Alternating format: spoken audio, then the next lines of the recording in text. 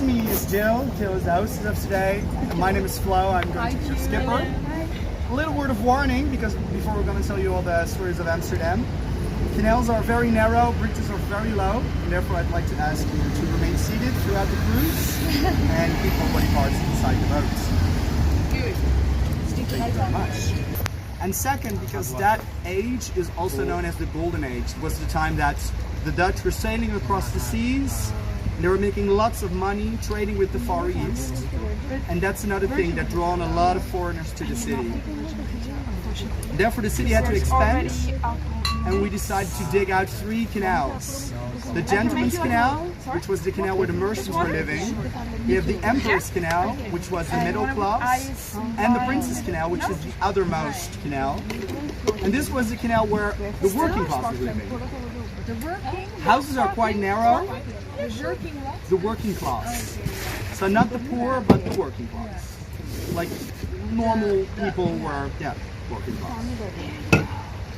So back in the day, wanted to pay tax over the width of the house, and therefore the working class people could only afford a narrow house. That's why you can find the narrow houses here on this canal. And if you have a narrow house, it means you have a narrow staircase. So in case you want to bring, for example, furniture up or something else, you can't use the staircase. And therefore, if you look up to all these houses, they have these funny beams sticking out. Almost all the old houses have that. Look up.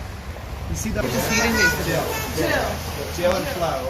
Jill is not Dutch, right? I'm not Dutch, no. Where are you from? German. Very close to Yes. You can understand, I'm sure, no? Sorry? You can understand Netherlands. Yeah. Basically, it's a mix between German and English, right? Kind of. Yeah. I've heard that like the closest language to British English is Scottish. They don't say Softer, yeah. It's a good book. I like it.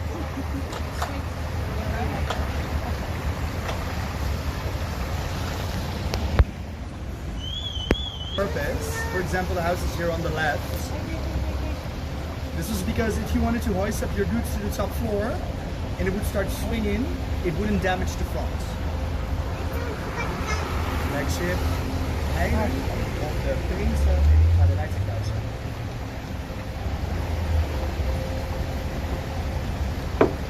Do you mind check for something coming? Just one question. Inside the boats, are they very narrow or? Yeah. Well, some are not, but in general, yeah. It's a nice spot.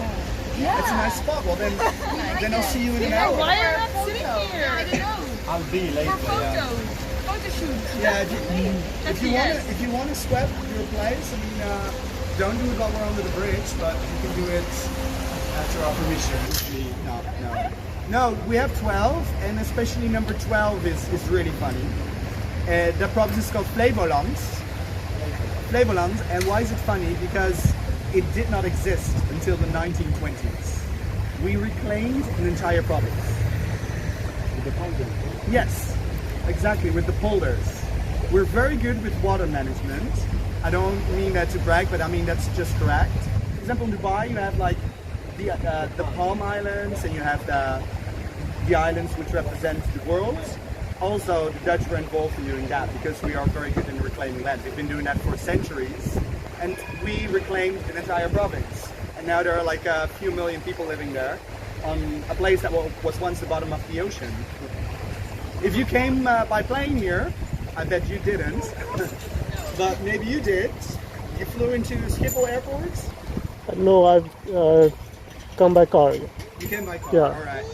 Well, anyway, our airport is located 3 meters below sea level.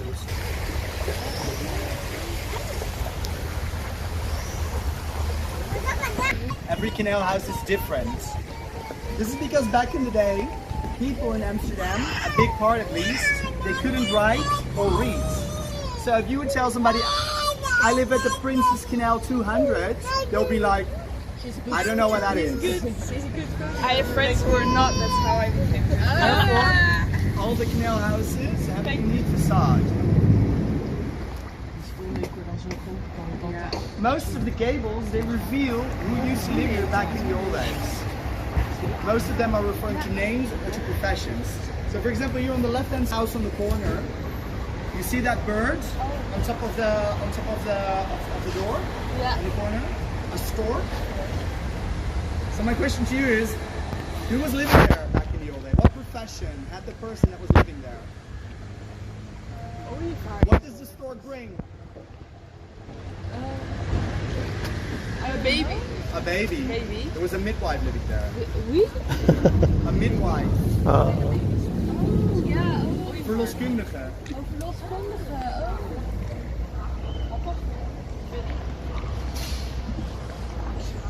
So that bird is really old then.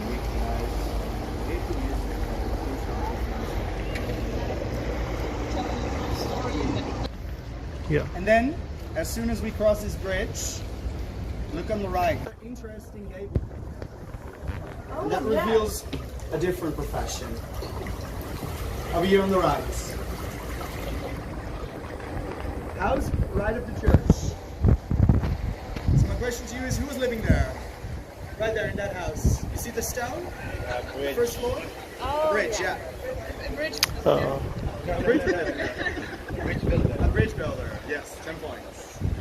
So we've now entered my personal, and these permits can cost around 200 to 400,000 euros. Only the permits, so only the parking spot of the house spot. You need to pay another 500,000 to a couple of million just for the house spot itself. Today, all the house spots have their own code, they are connected to sewage system, clean water, electricity. Alright, as I said earlier, all the canals are dug out in the 17th century. Right now, we are not cruising a canal. This is the only natural waterway of Amsterdam. It's the River Amstel, and the River Amstel is also the River Amsterdam Canals. In the Middle Ages, the Dutch built a dam in the River Amstel, and that's where the name comes from. And along the sides of this river, you can see a few highlights. For example, right in front of us, the Magere Brug. Skinny bridge it is. And well, it's one of the most romantic bridges, because if you cross this bridge for the first time with the one you love, you kiss each other while under the bridge, your love will last forever. Oh? That's all.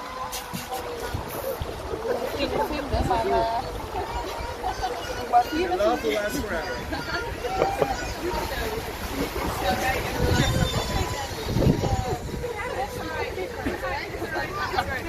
Zo het? Nee, dat is wel mooi hè, zo. Hi! A beetje wrong and I would need to apologize, but now we have a beautiful bridge that is completely useless for us. As you can see, all the bridges here in Amsterdam, they can open, but this bridge cannot. So because of this bridge, we have to dug out a whole other canal. So all the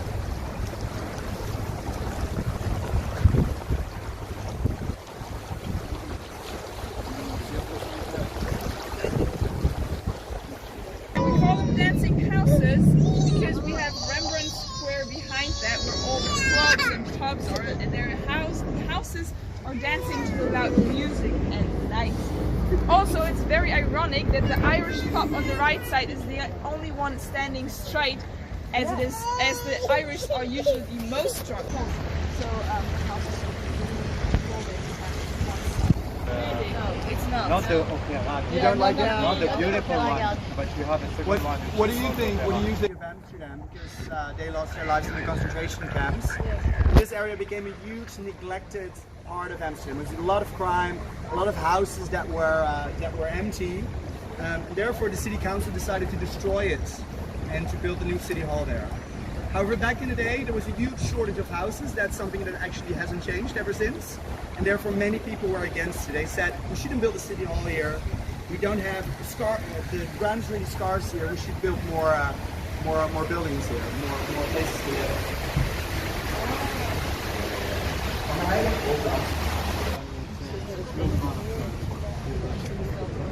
They do, yeah. Yeah, that's behind this. It used to be very. And it's the most expensive and most prestigious canal that we have in the city. And you can see it at the houses. And compare them to the houses on the previous canal that we've been on to, you see a very clear difference.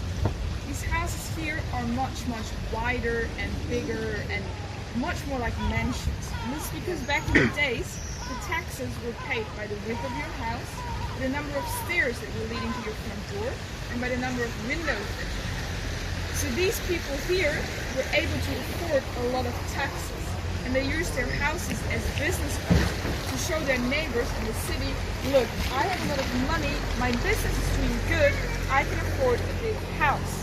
These houses are nowadays so insanely expensive that almost no private family can afford to live here.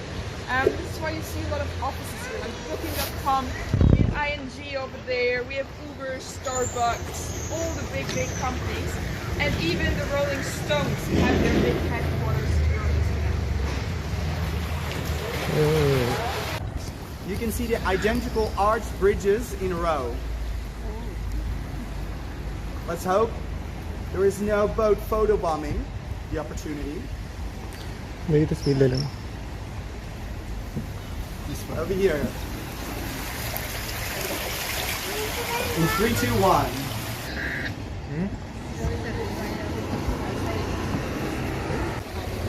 All the important documents from the beginning of our city are stored in here. But back in the days, it was the Swiss bank. And they had a little bunker in their basement where they would store all the cash and all the goods. And they had a very clever system to fight off thieves.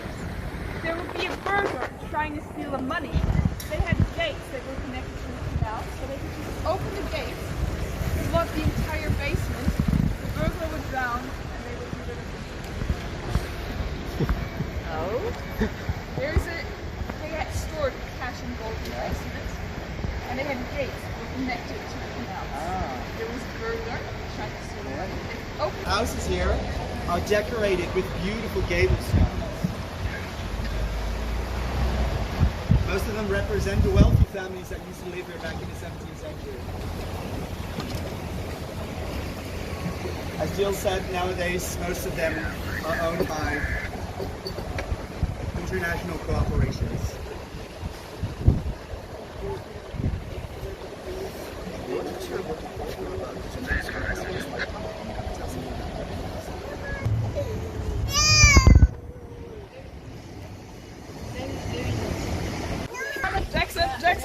Jackson.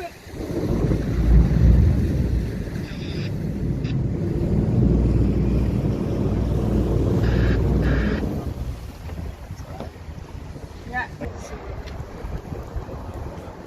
Narrow bridge. Next to it. Just the lighting of the Right. You maybe have some time this afternoon if you don't have any other plans. It's an area called Negen Straatjes. In English, 9 streets. The 9 streets, you just type that in on Google and you will find it. It's a big area consisting of 9 streets, as the name suggests.